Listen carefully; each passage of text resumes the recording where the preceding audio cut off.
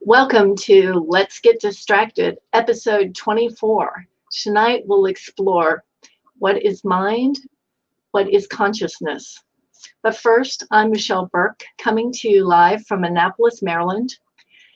After 30 years in the corporate tax world, I went out on my own in January and formed Health in Taxes. There are only two things certain in life, death and taxes.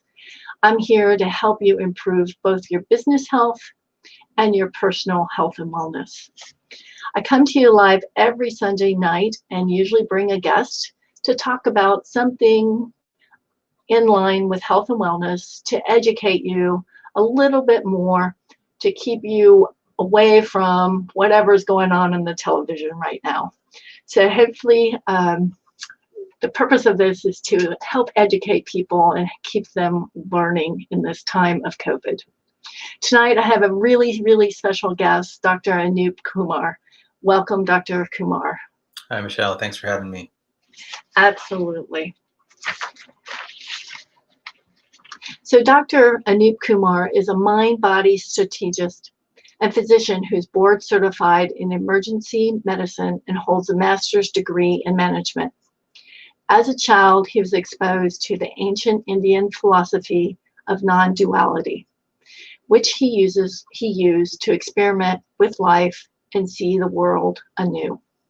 He encourages his audiences to rethink their notions of mind and body and apply these insights to practical matters of daily living, as well as to solving current challenges in our society. Anoop is an accomplished speaker, columnist, and author of two books, Michelangelo's Medicine, which I happen to have here as well, and Is This a Dream? And we'll be exploring that one further here tonight. So welcome, Anoop. Thanks, Michelle. I like the name of your show, Health and Taxes. Thank you. So we want to explore a little bit, is this a dream? And subtitle, Reflections on the Awakening Mind. And in order to do that, let's first just start. Tell us a little bit more about your life's journey. Okay, well, my life's journey started like everybody else's life's journey, I suppose. I was born in this area, in the DC area. And at some point we moved back to India. So I lived there for a few years in the village, which was beautiful. And then came back here, went to school here. And when I was a kid, I was also exposed to Advaita Vedanta, which is the ancient philosophy of non-duality. And so that became a lens through which I started to see and interpret life. And I think by the time I had finished high school, I was really interested in what Advaita had to say, this idea of non-duality and what does it really mean? And it was this kind of incessant questioning that was in the back of my mind and organizing my experiences. And at some point, the way I started to see the world shifted. And as a result of that, basically all the things I had learned, the frameworks I had learned, started to reorganize. And especially going through medicine, becoming an ER physician, and then going into management, doing a degree in management, you know, all of these ideas, I call them stories that were given in society, they started to reorganize themselves into a different kind of story. And so that's when I started writing and speaking under the broad theme of wellness and well-being. Really, it's about experiencing ourselves and experiencing, you know, what we call this world in a really new and, I would say, wonderful and revealing way. Well, that's great. And I love that you got exposure to a couple different cultures growing up, right? So, and as you say, your stories, everyone has stories, and we choose to hold on to some of those stories. We choose to let go of some of those stories. Some of those stories serve us well. Some of those stories don't serve us well, but they all sort of start creating who we are. Yeah. So your book really goes into the awakening mind. And let's start by just talking a little bit about what is the mind. Okay.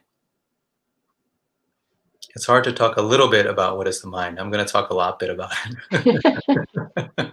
Fair enough. So I would say that, the common story and the common educational framework we're given in the society is that the mind is this experience that's created by the brain. You have your brain and it's a collection of neurons, let's say, and when those neurons fire, we have these experiences, and that is somehow mind. So that might be like our thoughts, like the buzzing thoughts, or certain emotions, desires. All of these are kind of what we think about as mind. And so in spirituality, it's often called the monkey mind, the mind that we got to quieten, the mind that's getting in our way. So all these ideas of what mind is, that's one kind of mind. I call that the first mind, because it's the first mind you're really told about in this society.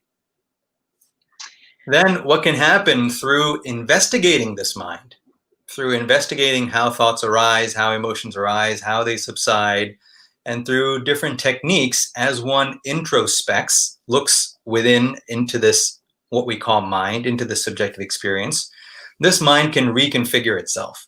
And this is something that's not talked about much in our society.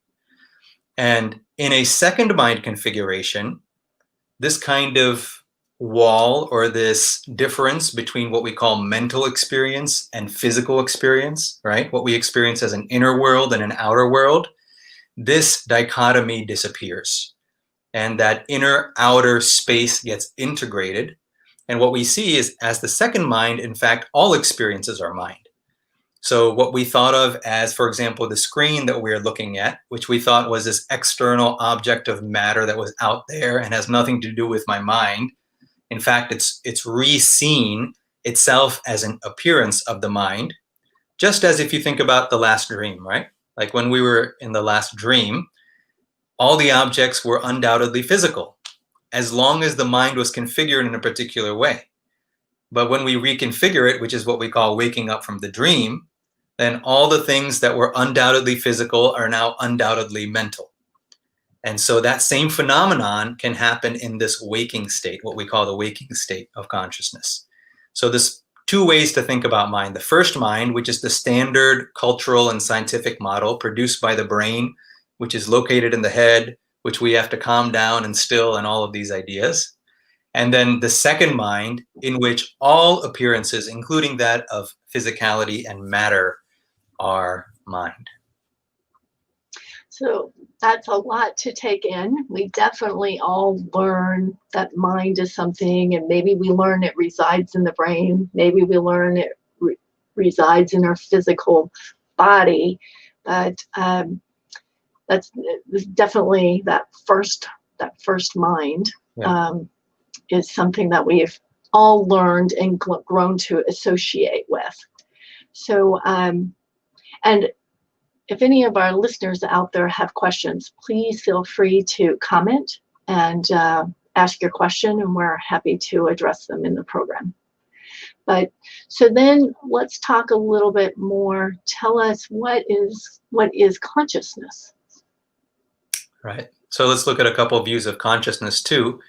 One is that, so in the ER, for example, we talk about levels of consciousness. And what we mean by that is typically levels of responsiveness, right? So there's the awake, alert state, then there are progressively decreasing levels of responsiveness. For example, lethargy, obtundation, stupor, these are decreasing states of responsiveness. And we refer to that as levels of consciousness. Right? That's one view of it. Now, another view of it is that as this second mind configuration, wherein all objects and experiences are recognized as wisps of mind, so to speak, then consciousness in that context is that which is aware of all that, right? What is it that is aware of this mind appearing as all of these objects, space and time? Well, that is what consciousness is. And in that framework, its consciousness is no longer personal. It's not my consciousness, not Anoop's or Michelle's consciousness. It is not consciousness that's produced by a brain, but it is an underlying field of awareness in which these perceptual experiences arise, including that of a personal body and a personal mind. All right. Yeah, it's very important to have those terms, like you said, when you were in practicing in the ER, to be able to assess where somebody is, to be able to know how to treat them or how to move forward. Right. But this idea of this oneness, this consciousness out, unconnected or connected to all, is quite fascinating. So why is it important for our listeners to understand the difference? Right. So, we hear a lot about words like, for example, like you said, like oneness or connectedness or, feeling peace. We hear all of this stuff and it sounds great, right? Yeah, sure. It sounds fantastic. The thing is, these are not actual aspects. They're not built into our society as experiences, right? The society primarily teaches difference. Like it teaches, I have to do this, I have to get these grades, I have to understand these things, then my degree, then a house, then a couple cars. And this is the kind of story that happens in society. Part of that story generally is not and what we fundamentally are. There's a deeper aspect to what we are, in which, as a fundamental aspect of our anatomy, we are connected and we are non-different. It's not a theory. It's not a religion. It's not a particular story. It is an actual experience, just as much as one may experience, the body sitting here and another person's body sitting there. And just as that's not philosophical, that's just kind of obvious. Similarly, there's another configuration of experience in which both of these bodies are experienced as within a broader identity. So the reason that's important is because the mind automatically settles then. There's a settling, there's a peace, there's access to deeper experiences like joy, ecstasy, these experiences that sound strange or that sound like, oh, that would be nice if there were joy once in a while, or if we experienced ecstasy more than once every 2 weeks or every couple years. These are natural experiences of the human being. And it's time we started telling stories to show how people can access these experiences that are such an innate aspect of being human. Yeah, I think that's so important. I think I found, as a professional person out there in the tax world, working a lot of hours in the corporate world, I just started feeling a little disconnected with myself. Like work, work, work, work. I connected with people I worked with, but I just started feeling a little disconnected with like who I am. And I had already made prior to COVID and all that happened, I'd already made the decision that I needed to have more time for me, and started on this journey of going back and trying to discover who I am. And in that process, along comes COVID. And I think for a lot of people, it's given us a chance to take a little more time to look internally a little more, ask, and hopefully people are realizing more and more that we are all connected. It seems like we've gotten distance from that. It seems like we're not in touch with that more. And so that would be a really wonderful outcome, that people reconnect and realize that we are all connected. I think there are lots and lots of people who really believe that and understand that, but have kind of maybe lost touch a little bit with. So what do you suggest for some of us out there who've maybe lost touch or haven't really spent time reflecting? How is it best to kind of experience this, and how should we go about it? So one key step is to recognize that there are other states of mind. That's number one, because even that is not necessarily well known. It's thought to be kind of a strange idea, or maybe, a peculiar phenomenon. No, this is a standard aspect of being a human being, is that there are other states and ranges of mind, which dramatically change how we experience ourselves and the world. It's a little bit, I saw, Michelle, on your Facebook page, you had put pictures of the caterpillar and the chrysalis and the butterfly. We can imagine that those are kind of like different configurations of the mind. and the experience of identity and world in each of those states is pretty different, right? Yeah. So it's very similar to that. It's nature is showing us what is true and what is possible and what is happening. So number one is recognizing that, what that caterpillar is experiencing and what seems to be a strange phenomenon is actually an aspect of being human that everyone can experience. That's number one. And number two is that it does not require any particular kind of belief or any particular kind of ideology. It's simply saying, oh, okay, there's more to the mind. Let me kind of start to experiment and see what's possible. That's the gateway. That's where the door opens to other possibilities. Now, having said that, once that idea is there, now what happens? The next step is to just simply look back on your day. At the end of the day, just look back on your day, look at the different choices you made, and note which of the choices you made moved your mind towards being more still and insightful, and which of the choice moved it towards aggravation. Which of the ones just didn't make it feel good, that made it restless, aggravated, jumpy, and which moved it in the other direction. You will notice that every single choice you make will move the mind in one direction or the other. It can be the clothes you wear, it can be the food you eat, it can be the people you hang out with, it can be the show you watch or the people you message or the social media you're on. Every single action affects the mind and vice versa. So when you kind of tabulate at the end of the day and you see, wow, there's really two different options here of which way I want to go. And as you notice that, you can start to make the choices that move the mind towards insight. And as that happens, that mind becomes more insightful. And then there are other, mindfulness, meditation, all of these other techniques can come into play. However, this, I feel, is a very easy way to do it. It's simply reflecting at the end of the day and just making a choice. Who do I really want to be? How do I really want to experience life? Do I want to go through this lifetime and maybe not experience something tremendous that is possible? That's a choice that everyone has to make. So reviewing at the end of the day is it's low-hanging fruit that everyone can do. And if you do that for a few days, you'll start to notice that the choices you make are different.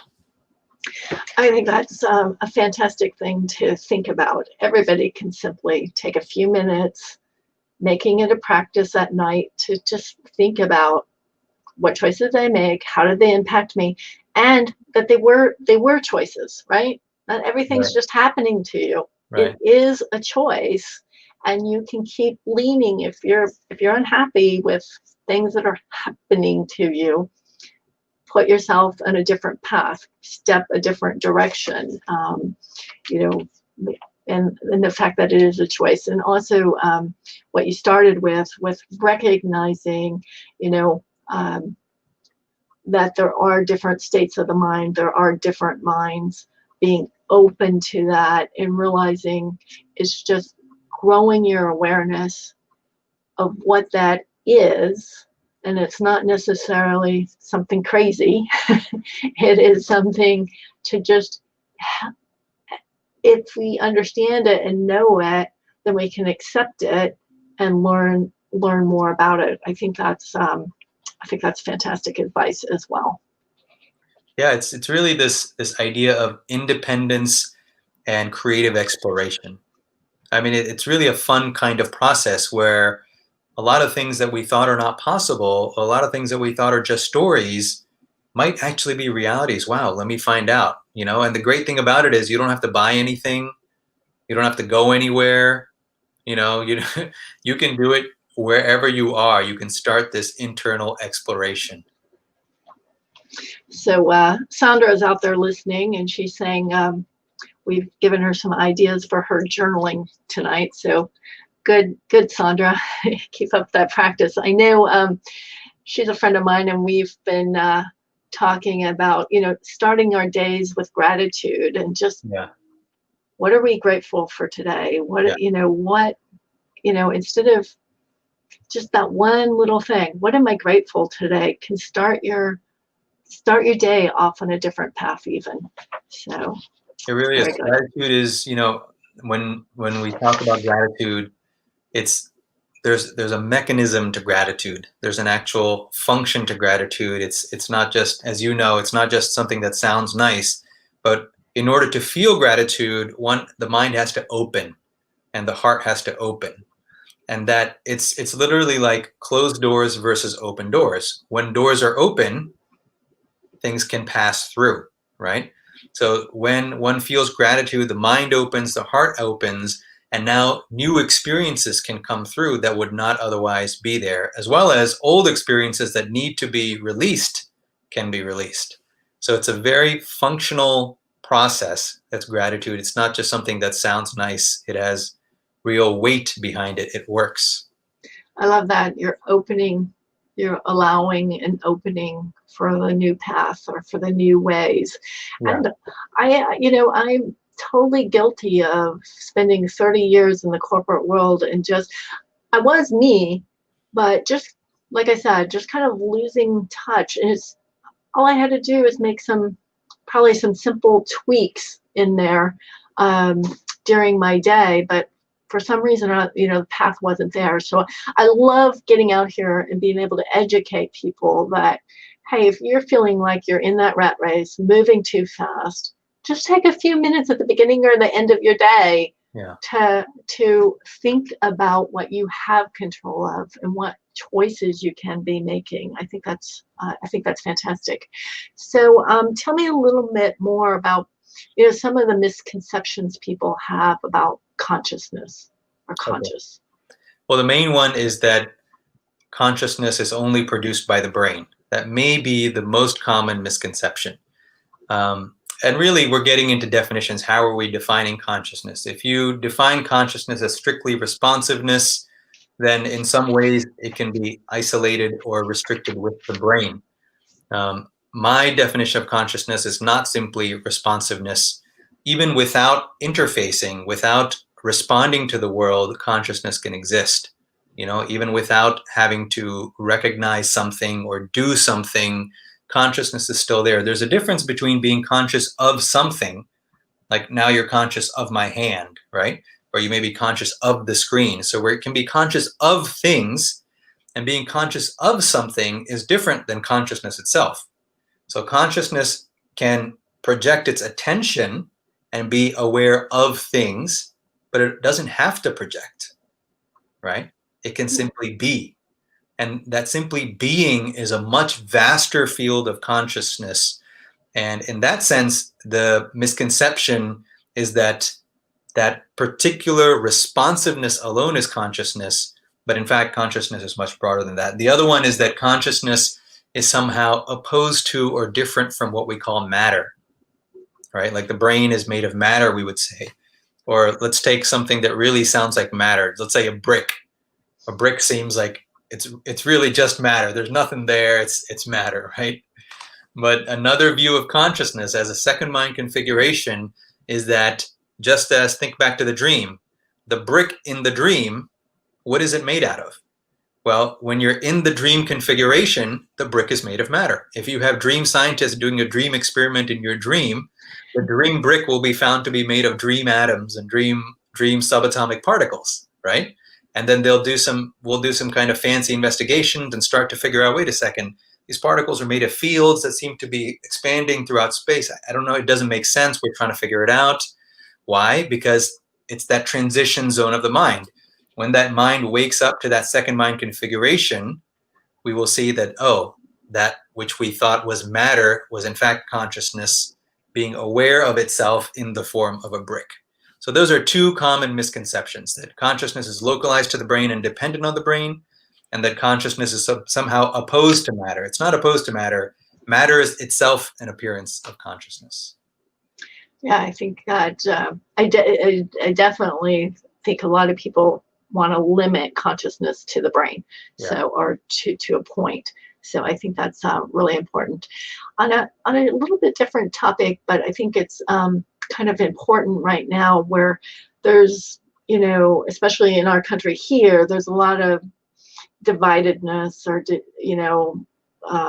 people are struggling, like there's them, there's us, we're not together. And yes, we're talking about becoming more self-aware and things. But I thought something that I heard in one of your presentations was kind of appreciating that the lens that someone else is seeing something through. And I thought that maybe you could elaborate on that a little bit, because I think that's important right now. Yeah, we all see things through the lens of our identity. Through the lens of our identity. If you understand a person's identity, you understand like the core of what they are. You can see a person's identity, you see the core of what they are, right? Beyond like a physician or a family member or a podcaster.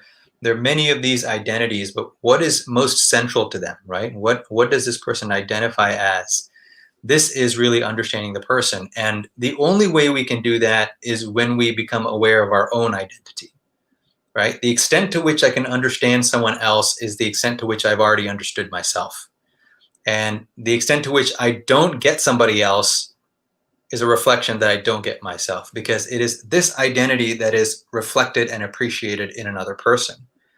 And if we can see that a lot of our identities in this society, the way we're educated, is they're provisional based on certain ideas, right? So I might have an identity with a particular religion or with a particular socioeconomic class, right? Or with a particular political party. Well, these are really ideas and values, and they depend on where we grow up, how we feel about things, what things have happened to us, what trauma we're holding within ourselves. All of this is what shapes our identity. And if we can recognize that in ourselves, we see the exact same thing in the next person, in what looks like another person that is separate and different from me. And I think if we have that appreciation, then it's obvious that these differences are really, I don't want to say superficial, because they run deep and we can see the divisiveness in society because of them. But we can see that no matter how deep these run, there is a profoundly deeper level of identity in which there is no difference between us. As individuals, of course, there always is, and there is something common that is expressing as this individuality. So this is a very practical point when it comes to, you brought up COVID earlier. Yes, if for those people who are not as affected by it, who are fortunate enough to not be affected both health-wise and socioeconomically, that can afford, for example, to stay at home or work from home or even not work, and they have an opportunity to do that reflection, that's great. On the other hand, there are many people who can't afford to stay home, right? And we're recognizing that, what do we do about this, right? There's an obvious disparity here. So what we're talking about here is not just abstract, it's not just philosophy. It is literally recognizing the anatomic ground from which these identities express.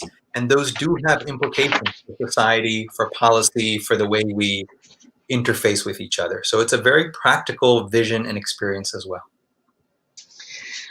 I think that's so important to understand right now, because you're right. People are coming through this and living through this from all different perspectives and all different stories, and just understanding that circumstances play a different role in how they're thinking about it, how they're coping with it, and how they can still take time out to become more self-aware.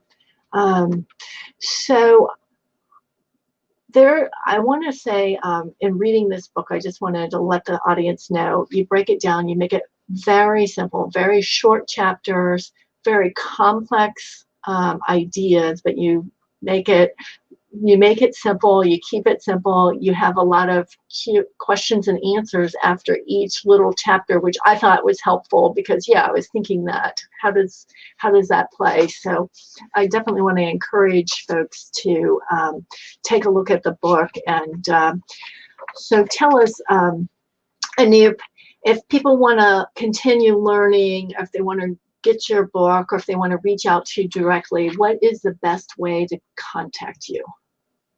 The best way is via the website. You can go to anoopkumar.com. There you go, right there. Thank you. And there are links to both books there. There's some videos there. There's a blog with a few insights on there. And then there's also a contact form at the bottom of the site through which you can get in touch with me if you have any questions. All right. Well, we could, I know you could talk about these topics all day, and I find it also very, very fascinating. But we'll wrap it up here for tonight. Any final comments or thoughts you would like to share with the audience? Yeah, the final comment is we're not talking about pie in the sky stuff. We're not talking about stuff that is quote unquote spiritual or that's quote unquote philosophy or that's, I would just say get rid of all the labels. Get rid of all the labels. Get rid of all the stories. You'll see that if you do that, it's like dropping a lead backpack, because so many people have given us so many stories over decades. And the truth is, what is true is incredibly simple and directly available to everyone, right? So drop the stories, drop the labels, and simply look at your own.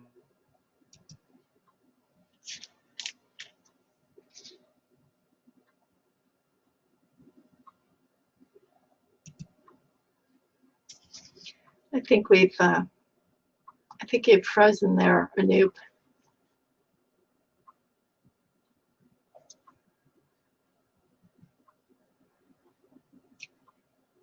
Unfortunately, I think Anoop has frozen. I'm not sure if it's on his side or my side. So I'm going to say thank you so much for coming on the show. Thank you so much for sharing your insights and writing this book and giving us a chance to start seeing that it's a simple way of viewing things and how to look at things. I invite everyone to join us again next week. Not sure. Are you there? Yeah, sorry about that. We froze a little bit. So I was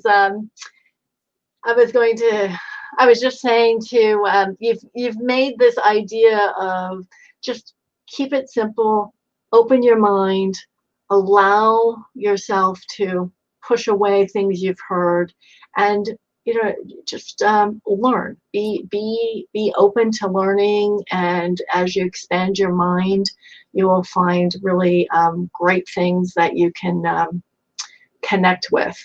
And so thank you so much for being on the show tonight. I really appreciate it. It's increased my awareness. I'm excited to continue on this journey, and I'm sure a lot of our listeners will as well. So thank you again. And I invite all of our listeners to come back. I'll be here again next Sunday at the same time. We'll be talking about family members with dementia and ways that you can help engage them and help them keep a little semblance of their own pride, keep them a little more engaged. So please join me for that. But thank you, Anoop, and thank you, everyone. Have a good night.